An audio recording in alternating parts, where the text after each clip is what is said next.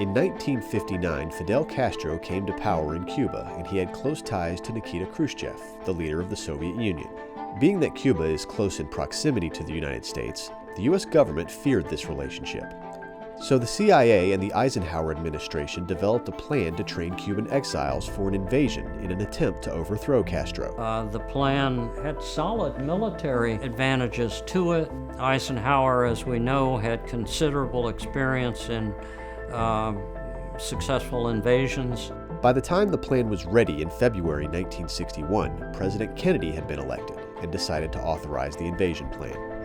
As a new commander-in-chief without a great deal of experience in invasions, he made some changes to the original plan, which in hindsight did not turn out well. He changed the site of the invasion to a place called the Bay of Pigs.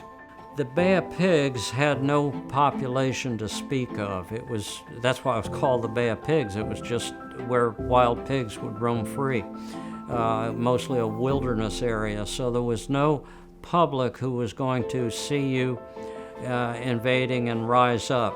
In Eisenhower's version of the plan, the success of it depended on the Cuban population joining the invaders. The president didn't particularly want a lot of people to see the invasion force because he preferred that it would be Cuban-directed and Cuban-led and spontaneous and organic. But in addition to having no harbor facilities, the Bay of Pigs also had reefs.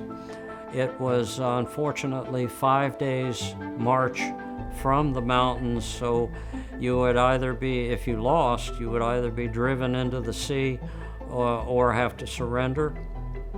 And finally, he changed the time to midnight, ostensibly in order to not show that America was heavily involved, although we definitely were. On April 17th, the invasion force landed at the beaches along the Bay of Pigs and immediately came under heavy fire, and soon after the operation completely fell apart. The disaster at the Bay of Pigs would be a black mark on Kennedy's presidency and would lead the U.S. to the edge of nuclear war with the Soviet Union in the Cuban Missile Crisis.